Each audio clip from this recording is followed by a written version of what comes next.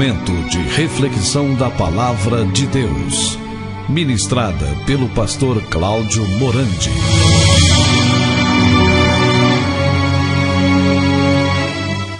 Nós vamos, nesta oportunidade, tratar deste assunto da Páscoa. Vamos fazer uma reflexão sobre a Páscoa. Para tanto, eu quero convidar a todos vocês que estão nos ouvindo nessa oportunidade a que abram suas Bíblias no livro de Êxodo. Nós vamos ler aqui alguns versículos da palavra. Êxodo, capítulo 12, eu vou ler o versículo 7, o 8, e o 12 e o 13. Assim diz a palavra em Êxodo, capítulo 12, versos 7 e 8. Tomarão do sangue e o porão em ambas as ombreiras e na verga da porta, nas casas em que o comerem. Naquela noite comerão a carne assada no fogo, com pães asmos e ervas amargas a comerão. Agora o versículo 12 e 13 diz assim: Porque naquela noite passarei pela terra do Egito, e ferirei na terra do Egito todos os primogênitos, desde os homens até os animais, executarei juízo sobre todos os deuses do Egito, eu sou o Senhor. O sangue vos será por sinal nas casas em que estiverdes, quando eu vir o sangue, passarei por vós. E não haverá entre vós praga destruidora, quando eu ferir a terra do Egito. Este dia, o versículo 14 agora, este dia vos será por memorial, e o celebrareis como solenidade ao Senhor. Nas vossas gerações o celebrareis por estatuto perpétuo. Então vamos ter nesse momento uma palavra de oração. Maravilhoso Pai, que alegria poder abrir a Tua palavra nesse momento, Pai, tão sublime, tão glorioso e edificante para as nossas vidas. Que Teu Espírito, Pai, venha ministrar aos nossos corações, nos levar a conhecer plenamente a Tua verdade, conhecer plenamente a Tua palavra. Por isso, Pai, fala com cada um de nós nesta oportunidade, nos revelando a pessoa e a obra de Cristo, nos dando visão e entendimento espiritual para que compreendamos a Tua palavra. Pai, fala com cada um de nós, ó Pai, operando vivificação pela Tua palavra, operando regeneração e edificando aqueles irmãos e irmãs que já puderam crer em sua inclusão no corpo de Cristo, em sua morte e ressurreição em Cristo. Muito obrigado, Pai, pelo Teu Filho Jesus, que morreu numa cruz, que nos atraiu a Si, que nos incluiu no Seu corpo, que crucificou o nosso pecado, a nossa natureza perversa, e nos sepultou com Ele, e juntamente com Ele nos ressuscitou, e nos fez assentar nos lugares celestiais em Cristo Jesus. Fala conosco, Pai. Abra os nossos ouvidos, abra o nosso coração, para que a Tua palavra penetre profundamente. É no nome de Jesus que nós oramos. Amém. Amados, hoje nós estamos aí à mercê da Páscoa. Domingo de Páscoa é um domingo onde nós celebramos a passagem. A Páscoa significa passagem, né? Quando o povo de Israel foram libertos da escravidão do Egito. E nós percebemos que o sistema mundano, o sistema de Satanás, ele tem mudado tudo aquilo que o Pai estabeleceu em sua palavra. Hoje, principalmente para a criançada, eles não têm nenhuma noção do real significado da Páscoa. Páscoa para as crianças hoje é a festa do chocolate do coelhinho da Páscoa. Isso aí, meus irmãos, é uma idolatria do diabo. Na Páscoa nós celebramos a ressurreição de Cristo. Mas, segundo esse texto que nós lemos aqui, nós podemos perceber de uma forma tão clara que Israel, lá no passado, eles foram salvos pelo sangue. E o sangue era uma coisa, e Israel, alimentando-se do cordeiro, era outra muito diferente. Então, eles estavam salvos ali, somente pelo sangue. Porém, meus irmãos, é importante que nós venhamos a notar que o objeto ali em volta da qual estavam reunidos era, evidentemente, o cordeiro assado, né? Eles sacrificaram o cordeiro, pegaram o sangue e aspergiram, colocaram ali na porta, como Deus havia dito para Moisés, que meia-noite o anjo da morte iria passar, e se porventura encontrasse uma casa na qual não tivesse o sangue na verga das portas, aquele anjo da morte entraria e certamente os primogênitos seriam mortos, desde crianças a animais. Então, amados, essa distinção, ela não é de modo nenhum absurda. Por quê? Porque o sangue do cordeiro constitui o fundamento tanto da nossa ligação com Deus, como da nossa conexão uns com os outros. É como aqueles que são lavados pelo sangue, que somos levados a Deus e ficamos em comunhão uns com os outros. Quando nós, de fato, conhecemos o Senhor, quando nós cremos no Senhor, na sua morte e ressurreição, naquele sacrifício bendito operado por Ele lá naquela cruz, nós somos introduzidos na vida da igreja, que é o corpo de Cristo. Irmãos, vida da igreja não é você ser membro de uma denominação evangélica, igreja A, B ou C. Isto não é igreja. Tem muitas pessoas que têm os seus nomes arrolados em igreja A ou B ou C e são membros desta igreja, porém não são membros da igreja de Cristo, da igreja universal, daqueles que morreram e ressuscitaram com Cristo. Quando cremos neste fato, nós somos batizados pelo Espírito em um só corpo e colocados para vivermos em um organismo vivo. Igreja é homens e mulheres que creram no Senhor, tiveram os seus olhos abertos para não só contemplar aquela maravilhosa obra da cruz, mas também para receber todos os benefícios da cruz. E os benefícios da cruz são inúmeros. O primeiro deles é a remoção do nosso pecado. Por isso que a expiação perfeita de Cristo, ela não podia haver, evidentemente, comunhão nem com Deus, nem com a igreja, com aquela assembleia que tinha ali no deserto. Meus irmãos, nós não devemos esquecer o fato de que é para com Cristo vivo, nos céus, que os cristãos são reunidos pelo Espírito Santo. E nós estamos unidos a um chefe vivo, Cristo, porque nós somos levados a uma palavra viva, né? Então, o Senhor, Ele é o nosso centro. A pessoa e a obra de Cristo é o centro da Páscoa. Então, nós havendo ali achado paz pelo seu sangue, eu e você, nós temos que reconhecer que Jesus é o nosso grande centro de reunião e o laço que nos une um ao outro. Por isso que Jesus disse lá em Mateus capítulo 18, versículo 20, porque onde estiverem 2 ou 3 reunidos em meu nome, aí estou eu no meio deles.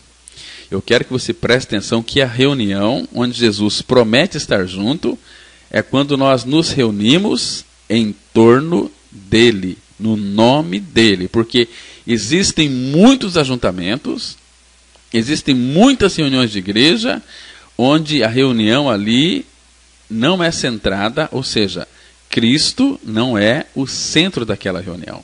Então ele disse que ele não está nesse negócio. E o Espírito Santo, esta pessoa bendita, ele é o único que promove a reunião. Cristo é o único objetivo em volta da qual nos reunimos, e a nossa assembleia, assim convocada, deve ser caracterizada por uma coisa muito importante, que é a santidade. Santidade de maneira que o Senhor, o nosso Pai Celestial, ele possa vir e habitar entre nós, dentro de cada um de nós que teve o seu pecado tirado. Porque quem tira o pecado do mundo é o Cordeiro de Deus. João 1,29, a Bíblia diz claramente, eis o Cordeiro de Deus que tira o pecado do mundo. E o Espírito Santo só nos pode reunir para Cristo não nos pode reunir aí em torno de um sistema, em torno de um nome, em torno de uma doutrina ou mesmo uma ordenação. Não é nada disso. O Espírito Santo, ele reúne para uma pessoa, e essa pessoa é Cristo glorificado no céu. E quando você crê que morreu com ele, que está crucificado com ele, ele vem ser o centro da sua vida, o centro do seu coração. É isso que deve dar um caráter especial à reunião da igreja, à Assembleia de Deus, à Assembleia do Senhor, né? Por isso, amados, que os homens eles podem associar-se sobre qualquer base, em volta também de qualquer centro ou com qualquer fim que mais lhe agrade. Mas, quando o Espírito Santo promove essa associação, ele vai fazer sobre o fundamento da redenção efetuada ao redor ali de uma pessoa, da pessoa de Cristo, com a finalidade de edificar um templo santo para Deus.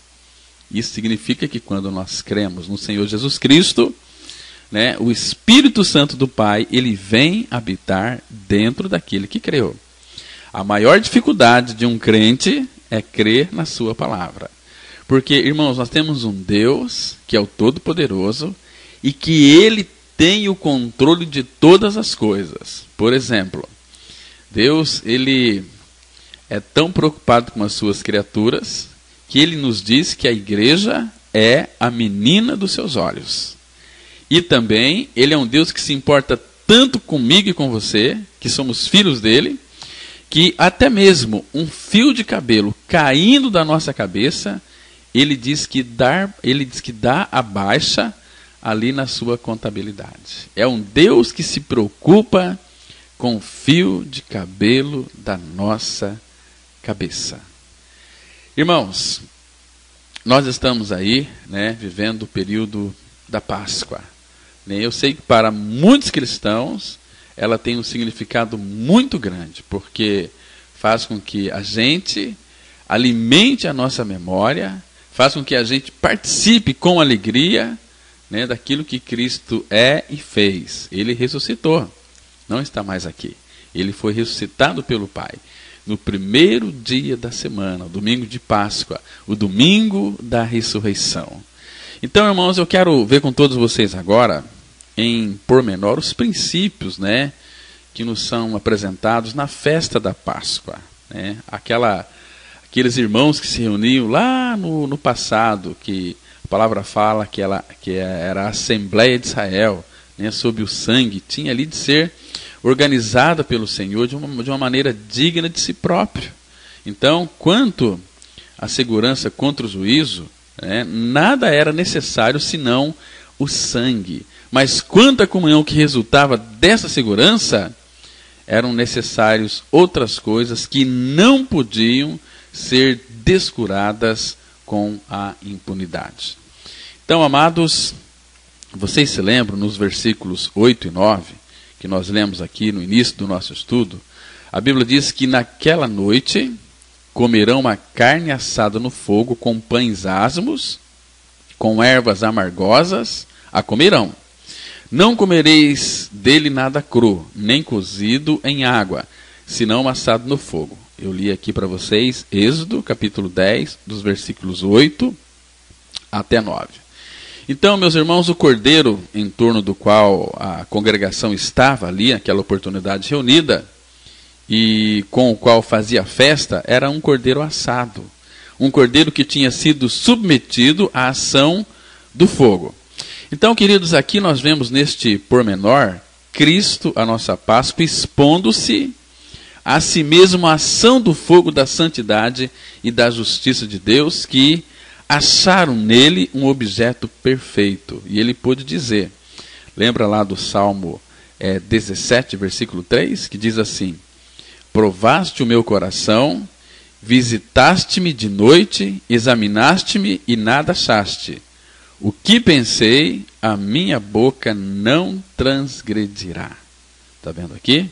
Então, irmãos, tudo em Cristo era perfeito. Por isso que Deus aceitou aquilo que ele fez. Deus nunca vai aceitar aquilo que nós fazemos fora de Cristo. Me entenda bem.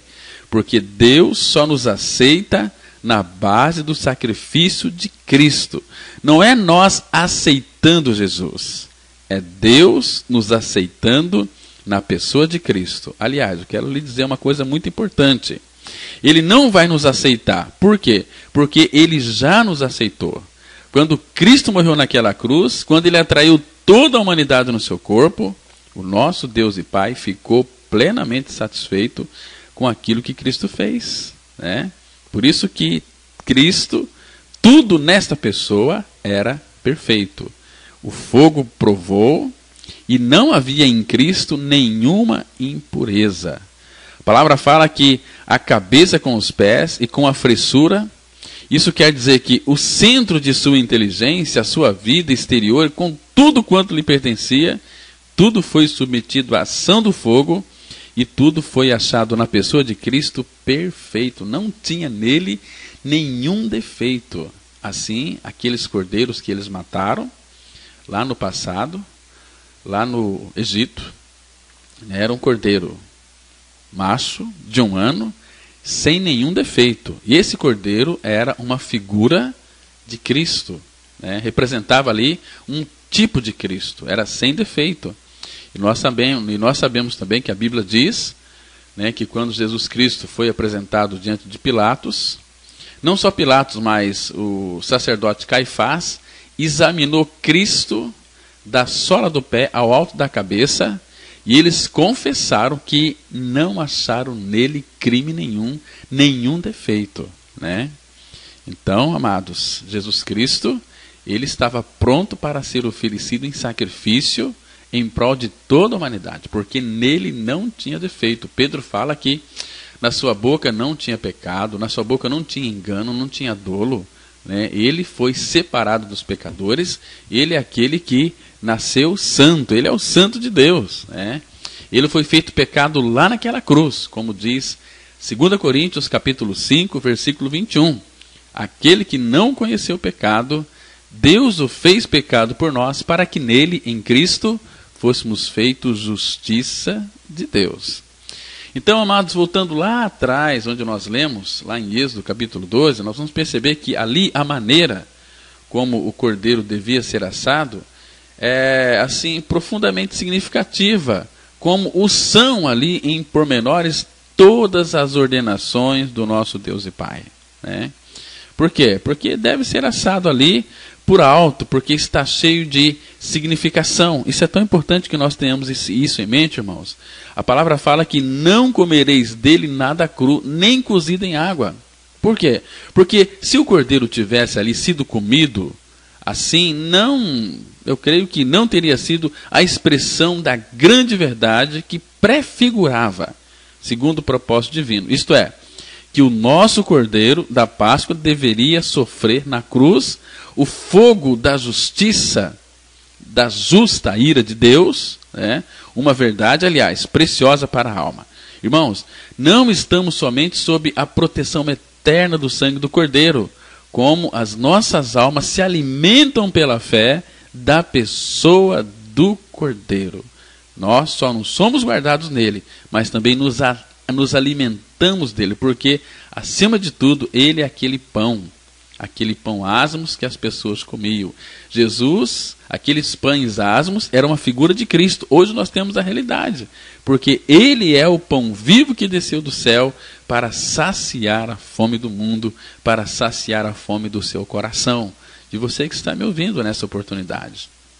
Amados, muitos de nós enganamos-nos a esse respeito. Nós estamos prontos a contentarmos-nos por estarmos aí salvos por meio da obra que Cristo cumpriu a nosso favor, sem mantermos uma santa comunhão com Ele próprio.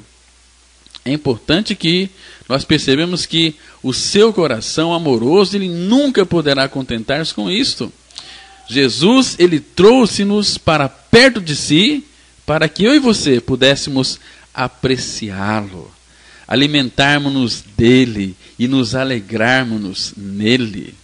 Por isso que Cristo, ele apresenta-se para mim e para você como aquele que sofreu o fogo intenso da ira de Deus, a fim de ser, neste caráter maravilhoso de cordeiro, alimento para as nossas almas redimidas.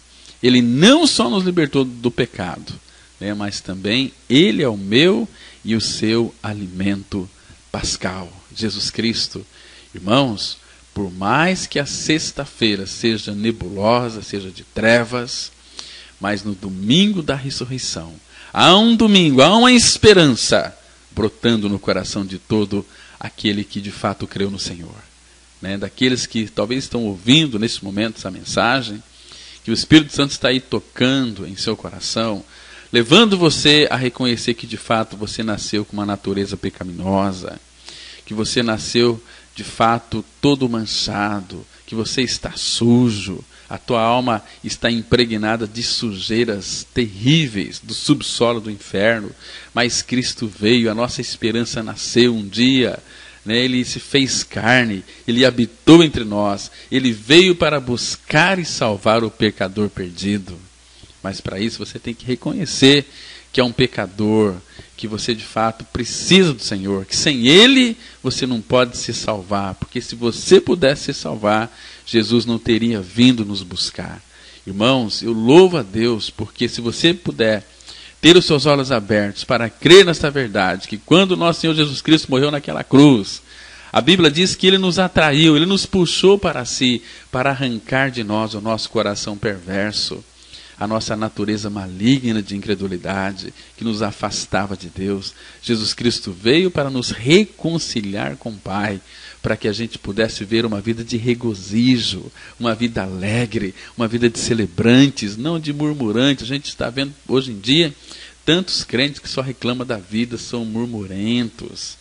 São crentes que não conseguem celebrar a vida de Cristo. Por quê? Porque nunca foram regenerados. Conhecem a Bíblia, conhecem regras, conhecem doutrinas de igreja, mas não têm de fato a verdadeira palavra intrínseca aí em seu coração. Não experimentaram a realidade do novo nascimento. Nunca puderam ter os seus olhos abertos para crer na sua inclusão no corpo de Cristo, na sua morte com Cristo, na sua ressurreição com Cristo. Isso é Páscoa, isso é vida de ressurreição. Jesus ressuscitou, aleluia, mas juntamente com Ele nos ressuscitou e nos fez assentar nos lugares celestiais em Cristo Jesus. Que coisa linda, meus irmãos, é poder ser um cristão verdadeiro, autêntico, crendo naquilo que a Bíblia diz, e o Espírito Santo, quando nós cremos naquilo que a Bíblia diz, Ele vai fazer com que esta verdade se torne real, verdadeira para o nosso coração. Irmãos, você se lembra ali dos pães asmos? Mas como devia ser comido então este cordeiro? Né? Com pães asmos, com ervas amargosas, a Bíblia diz que era para eles comerem, não é assim? Então, amados, é interessante que nós saibamos que naquela época o fermento, ou também na nossa época, ele é empregado ali, invariavelmente, através das Escrituras, como o símbolo do mal. Né? Nunca é usado nem no Antigo Testamento, nem no Novo Testamento, como simbolizando alguma coisa pura, santa ou boa. Fermento é uma figura sempre do mal. Né? Jesus falou para os discípulos: olha, vocês acautelem do fermento dos fariseus. O fermento dos fariseus é a hipocrisia, né? Porque os fariseus, eles conheciam tudo a respeito da lei, mas eles mesmos não viviam a realidade da lei. Então, irmãos, nessa oportunidade, a celebração das festas com pães asmos é figura, sabe do quê?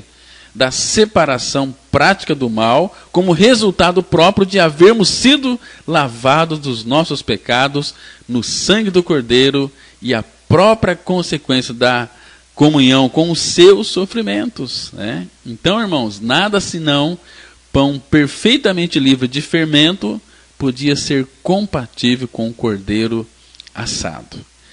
E uma simples partícula daquilo que era a figura ali destacada do mal teria destruído o caráter moral de toda aquela ordenação divina. Então, irmãos, como poderíamos nós associar qualquer espécie de mal com a nossa comunhão com Cristo nos seus sofrimentos? Seria impossível. Amados, todos aqueles que, pelo poder do Espírito Santo, têm compreendido a significação da cruz não terão dificuldade, pelo mesmo poder, de afastar entre eles o fermento. Porque Cristo, nossa Páscoa, Ele foi sacrificado por nós, pelo que façamos a festa, não com o fermento velho, nem com o fermento da maldade, da malícia, mas com os asmos da sinceridade e da verdade, diz o nosso Senhor, lá em 1 Coríntios, capítulo 5, os versículos 7 e 8. Então, amados, é importante que nós compreendamos aqui que a festa de que se fala nesta passagem é a mesma que na vida e conduta da igreja corresponde à festa dos pães asmos. E essa festa lá, segundo alguns estudiosos, diziam que era de 7 dias. E a igreja coletivamente e o crente individualmente ali são chamados para andar em santidade prática durante 7 dias, ou seja, todo o tempo da sua carreira aqui na terra. E isto, note-se, por favor, como resultado imediato de haverem sido lavados no sangue e tendo comunhão com os sofrimentos de Cristo. Amados, o israelita, ele não deitava fora o fermento a fim de ser salvo, mas sim porque estava salvo. Então ele lançava o fermento fora. E se ele deixasse de deitar fora, não comprometia com isso a sua segurança por meio do sangue, mas simplesmente a comunhão com os outros irmãos ali, né? Por isso que no versículo 19 de Êxodo 12, a Bíblia diz assim: por 7 dias não se ache nenhum fermento nas vossas casas, porque qualquer que comer pão levedado, aquela alma será cortada da congregação de Israel, assim o estrangeiro como o natural da terra. Estão percebendo aqui? Então, irmãos, o corte de uma alma ali, da assembleia ou da congregação, corresponde precisamente à suspensão de um cristão da comunhão quando acede aquilo que é contrário à santidade da presença de Deus. E Deus, Ele não pode tolerar o mal. Um simples pensamento impuro pode ter certeza que interrompe a comunhão da alma. E enquanto a mancha produzida por este pensamento não for tirada pela confissão, baseada na intercessão de Cristo, não é possível restabelecer a comunhão. Por isso que o cristão sincero, ele regozija-se nisto e dá louvores em memória da santidade de Deus. Ainda que pudesse, não diminuiria nem por um momento o estalão. É seu gozo excedível andar na companhia daquele que não andará nem por um momento com uma simples partícula de fermento da maldade e do pecado. Graças a Deus, irmãos, nós sabemos que nada poderá jamais partir em dois o laço que une o verdadeiro cristão com o nosso amado Salvador. Nós somos salvos pelo Senhor, não com uma salvação temporária ou condicional, mas com uma eterna salvação, diz lá Isaías 45, verso 17. Uma salvação eterna, uma salvação que não é condicionada, nem temporal, ela é atemporal, ela é eterna. Por isso que a salvação e comunhão não são a mesma coisa.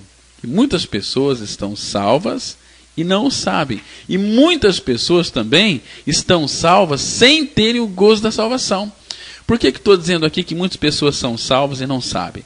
Porque Jesus Cristo, Ele quando foi crucificado naquela cruz, Ele atraiu a todos. A Bíblia é tão clara, se você ler, por exemplo, lá em João capítulo 12, versículo 32, a Bíblia vai dizer algo tão importante. Ela vai dizer o seguinte, olha: e eu, quando for levantado da terra, atrairei todos a mim mesmo. Jesus na cruz, Ele atraiu a todos. Por que todos? É interessante nós notarmos as palavras que aparecem na Bíblia. Jesus não atraiu um número pequeno de pessoas ou um número grande de pessoas. A Bíblia diz que Ele atraiu a todos. Por que Ele atraiu a todos? Porque todos pecaram. Quantos que pecaram? Todos pecaram. Todos já nasceram neste mundo pecadores, destinados ao inferno. O que uma pessoa tem que fazer para o inferno? Nada, basta ela nascer. E se ela não renascer, ela vai para o inferno.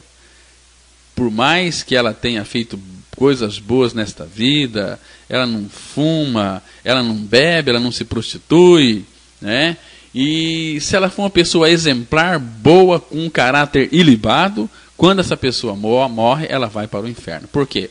Porque assim como por um homem entrou o pecado no mundo, pelo pecado a morte passou a todos os homens, por isso é que todos pecaram. O pecado de Adão está no coração do homem, né? O pecado de Adão já nasceu inoculado pelo veneno da serpente no coração do homem. Este homem, ele precisa renascer. Se ele não renascer, ele não pode ver o reino de Deus. Jesus foi tão claro ali para Nicodemos, em João 3,3. E Nicodemos, é bom que nós saibamos que Nicodemos, ele era um mestre em Israel.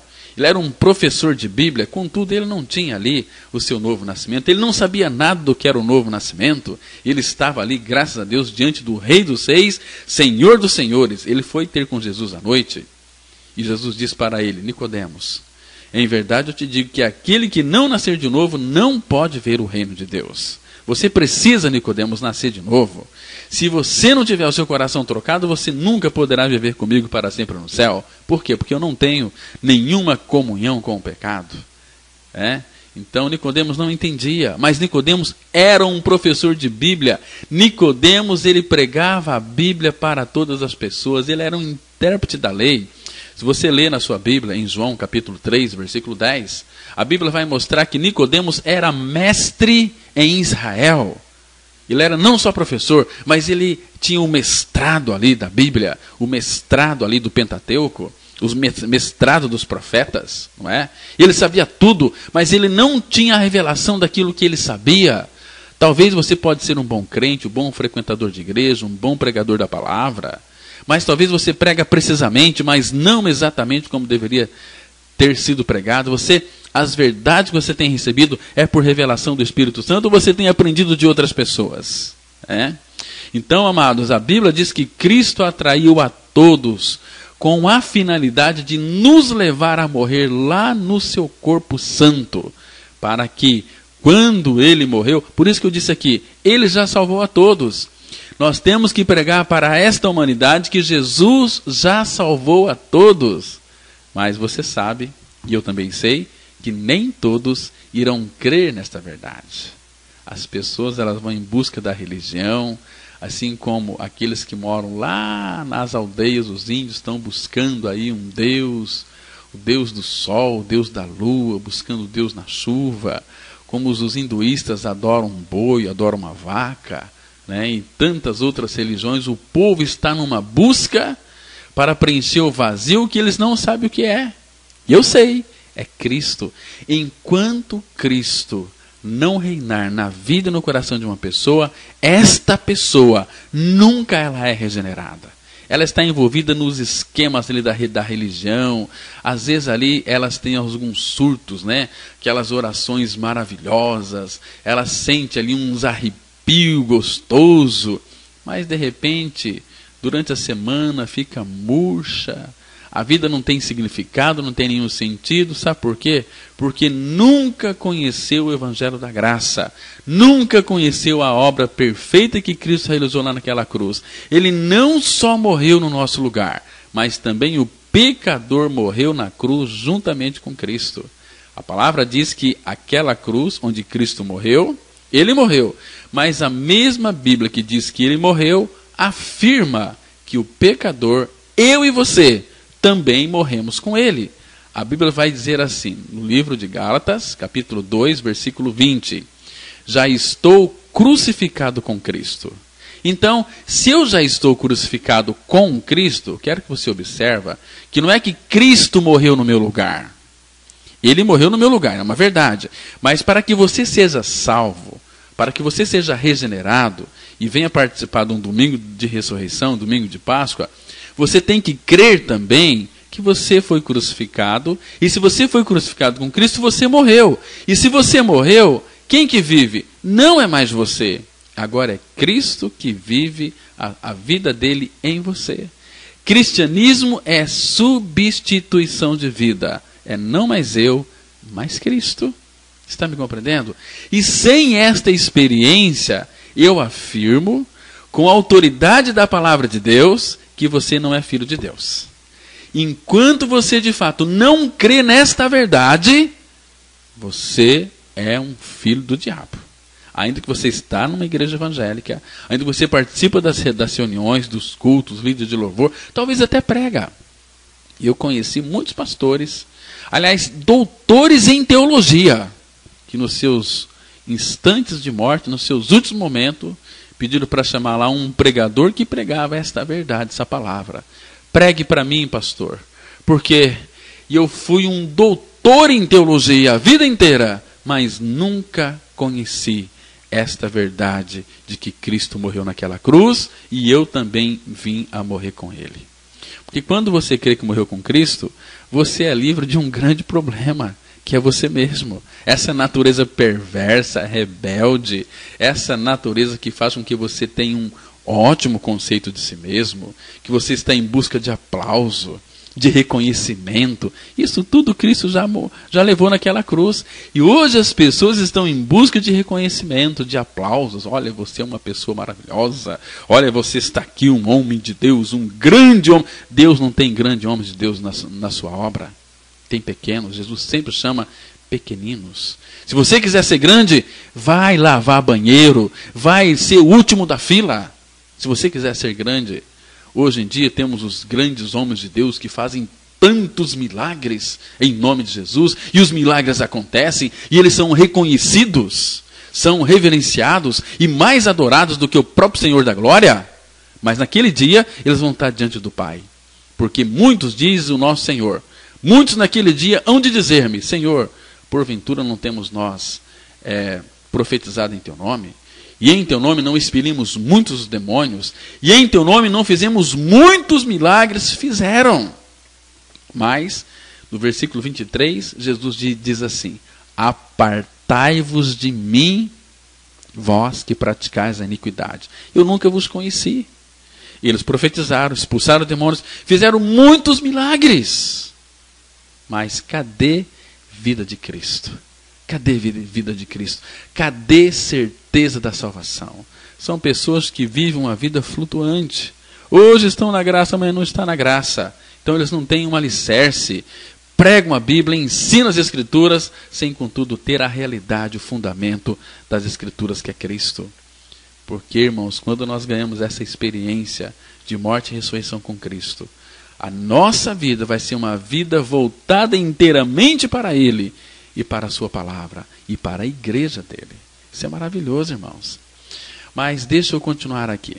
E também nós lemos lá num texto que fala das ervas amargas. Nós vemos ali nas ervas amargas que elas deviam acompanhar os pães asmos, a significação e mesma utilidade moral, segundo Deus determinou na sua palavra.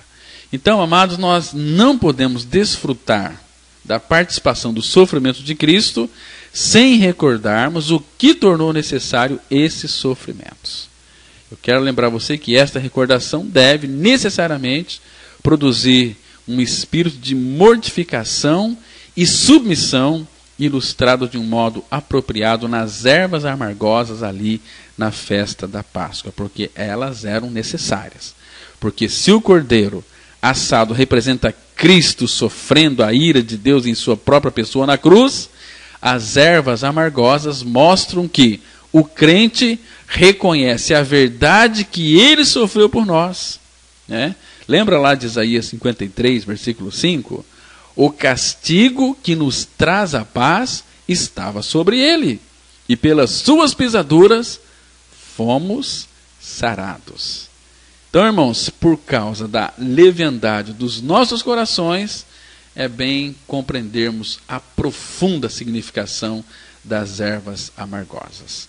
Quem poderá ler lá, por exemplo, o Salmo 6, 22, 38, o Salmo 69, o Salmo 88, o Salmo 109, certamente vai compreender, em alguma medida, o significado dos pães asmos com ervas amargosas, com toda certeza.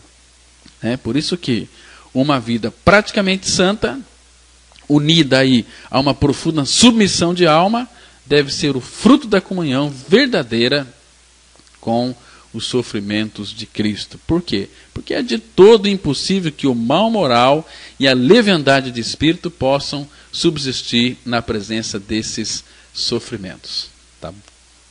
Estão me entendendo, irmãos?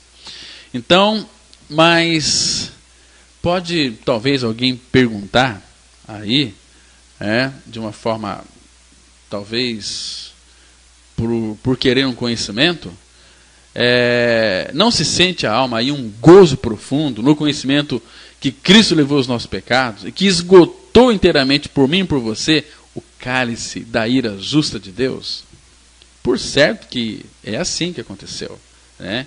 E este é o fundamento inabalável de todo o nosso gozo, de toda a nossa alegria. Mas poderemos nós esquecer que foi por nossos pecados que ele sofreu? Será que pode? Poderemos, irmãos, perder de vista a verdade poderosa para subjugar a alma, que o bendito Cordeiro de Deus inclinou a sua cabeça sob o peso das nossas transgressões? Será que não? Irmãos, nós devemos comer o nosso cordeiro com ervas amargosas, as quais, não se esqueça, não representa as lágrimas de um sentimentalismo desprezível e superficial, mas sim as experiências profundas e verdadeiras de uma alma que compreende com inteligência espiritual o real, o verdadeiro significado e efeito prático da cruz. Por isso que eu e você, contemplando a cruz, nós vamos descobrir nela aquilo que elimina a nossa culpa e dá doce paz e gozo para o nosso coração. Porém, meus irmãos, vemos que ela põe de lado inteiramente também a natureza humana. Representa a crucificação da carne, representa a morte do velho homem, né? Lá em Romanos 6,6 a Bíblia fala que, sabendo isto, que o nosso homem velho foi com ele crucificado, para que o corpo do pecado seja destruído e não sirvamos mais ao pecado como escravos. Porquanto aquele que está morto, justificado está do pecado. E Gálatas, que eu já me referi aqui, já estou crucificado com Cristo e vivo não mais eu, mas Cristo vive em mim. Então, essas verdades da palavra, aí nos seus resultados práticos, implicam muitas coisas amargosas para a nossa natureza humana. Por quê? Porque exige a renúncia própria, a mortificação dos nossos membros que estão sobre a terra e a consideração do homem velho como morto para o pecado. E todas essas coisas, meus queridos ouvintes, elas podem parecer terríveis de encarar, porém, uma vez que se há entrado na casa cujas portas estão manchadas com sangue, vê-se de uma maneira muito diferente. As mesmas ervas que, para o gosto de um egípcio, eram, sem dúvida, tão amargosas, formavam uma parte integral da festa de redenção do povo de Israel. E aqueles que são remidos pelo sangue do Cordeiro e conhecem o gozo da comunhão com ele, consideram como uma festa, tirar o mal e ter a nossa velha natureza crucificada, morta, mas no lugar dessa natureza que é o corpo do pecado, a natureza velho, o velho homem, o Senhor Jesus Cristo se coloca no lugar. Por isso que é não mais eu, mas é Cristo. Vocês estão me compreendendo? E lá em Êxodo, no versículo 10, 12, versículo 10, a palavra diz assim: e nada dele deixareis até pela manhã, mas o que dele ficar até pela manhã queimareis no fogo. Então, amados, este mandamento aqui, ele nos ensina que a comunhão da congregação de Israel não devia ser de modo nenhum separada do sacrifício sobre o qual se baseava essa comunhão. Por isso que o coração ele deve guardar sempre a lembrança viva de que toda a verdadeira comunhão está inseparavelmente ligada com a redenção efetuada por Cristo lá naquela cruz. Porque crer que se pode ter comunhão com Deus sobre qualquer outro fundamento é imaginar que Deus pode ter comunhão com o pecado que há em nós e pensar em comunhão com o homem com base em qualquer outro fundamento é apenas formar uma união impura, da qual nada pode resultar senão confusão e iniquidade. Deixa eu resumir para vocês aqui. Isso aqui, meus irmãos, é necessário que tudo esteja fundamentado sobre o sangue e inseparavelmente ligado com o nosso Senhor. Este é o significado simples da ordenação que mandava comer o cordeiro da Páscoa na mesma noite em que o sangue havia sido derramado. A comunhão ela não pode ser separada do seu fundamento. Sangue derramado, comunhão com o cordeiro. Este é o fundamento, meus queridos. Portanto, que belo quadro aqui nos oferece a congregação de Israel, protegida lá pelo sangue, e comendo em paz o cordeiro assado com os pães asmos e ervas amargosas. Nenhum temor de juízo, nenhum temor da ira do Senhor, nenhum temor da tempestade terrível da justa vingança que à meia-noite ia varrer veementemente toda a terra do Egito. Por quê? Porque tudo estava em paz profunda atrás das portas manchadas de sangue. Nada tinha a temer de fora e nada dentro podia perturbá-los, salvo o fermento que teria dado um golpe mortal em toda a sua paz e bem-aventurança. Irmãos, que exemplo para nós que somos igreja do Senhor, que exemplo para a nova criatura que morreu e ressuscitou com Cristo. Que Deus, meus irmãos, nos ajude a contemplarmos, com um olhar iluminado e um espírito dócil, essas profundidades, que Cristo realizou lá naquela cruz por cada um de nós. Irmãos, isso é tão precioso. Se nós não tivermos esta visão real do que aquilo que Cristo é e fez, a Páscoa para nós não terá nenhum sentido. Mas que lindo, meus irmãos, como eu já disse aqui, que nós, eu e você, nós já nascemos em pecado. O salmista, Salmo 51, verso 5, a Bíblia diz que, a palavra fala que, eis que eu fui concebido em pecado.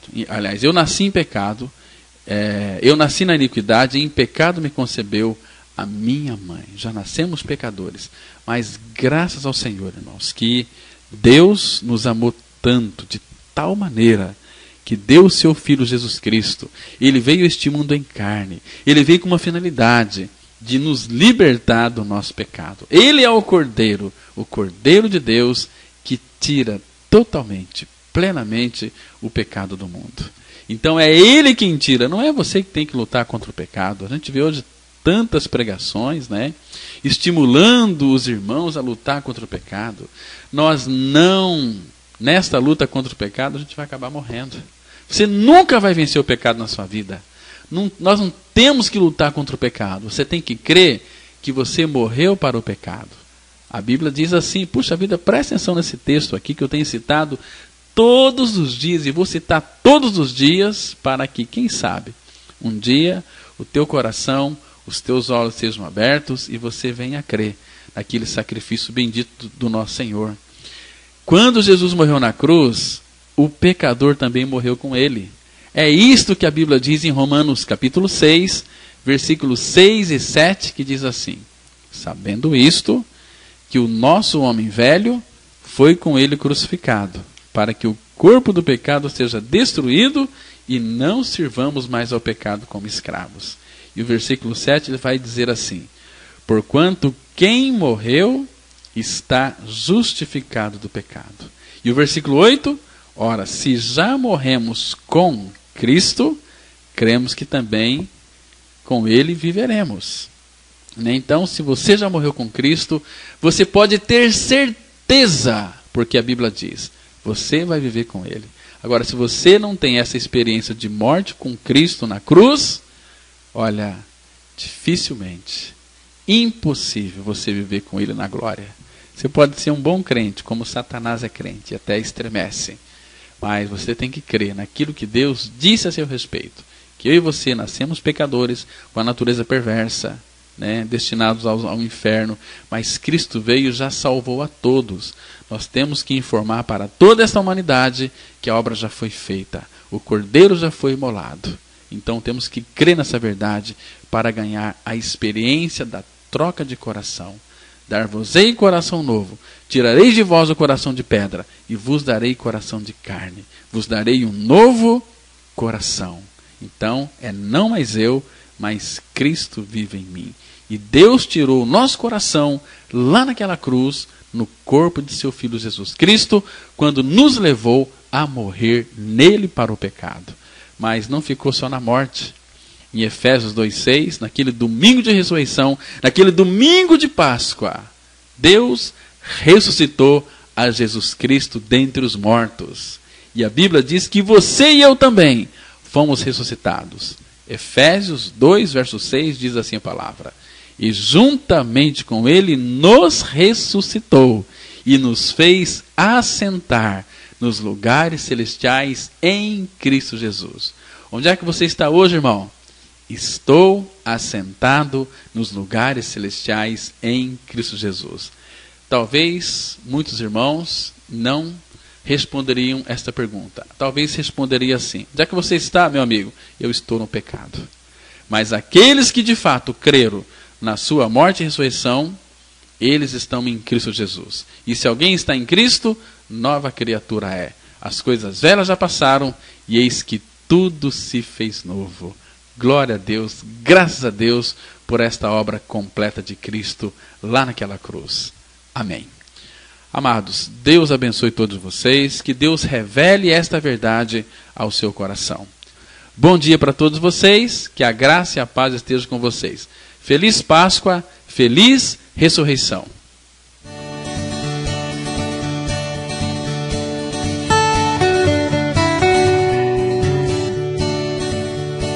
Se você se identificou com esta mensagem e quer saber mais sobre ela, ligue para o telefone 32157508 ou venha nos fazer uma visita na Rua Jequitibá 244, Vila Ideal, bem próximo ao Estádio Teixeirão. Cultos todas as quintas-feiras às 20 horas e aos domingos às 9 e às 19 horas. Tenham todos um dia abençoado pelo Senhor e até o próximo programa. Graça e paz.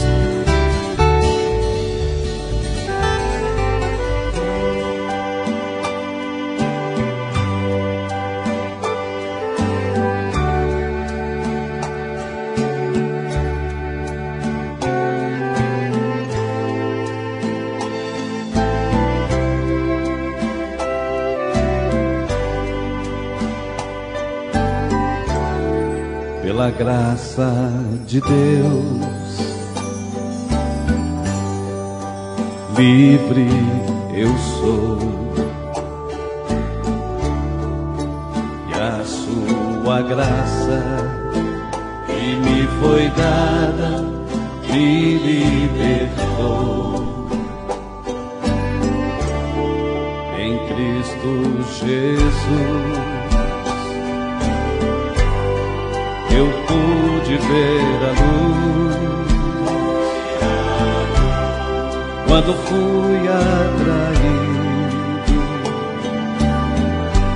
no seu corpo morrido. Lá na cruz, no seu corpo eu morri. Fui sepultado e renasci. Aleluia, Cristo vive. Nova vida tenho em mim. Por Jesus fui resgatado do pecado e da morte. Tudo feito e consumado, por sua graça eu sou salvo. Graças dou. Jesus, Jesus, meu Rei e Senhor. Minha paz, meu caminho,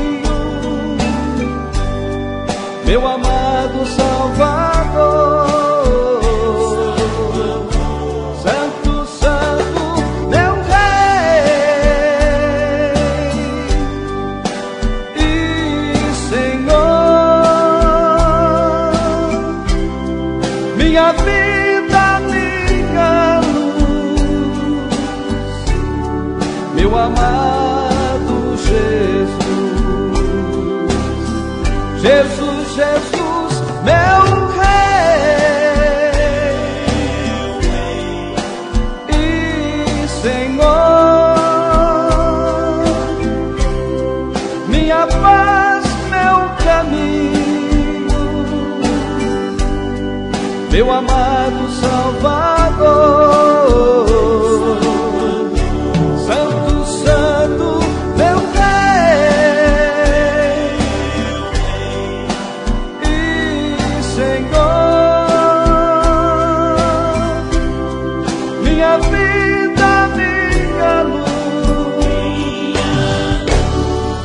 Meu amado Jesus, meu amado Jesus, meu amado Jesus.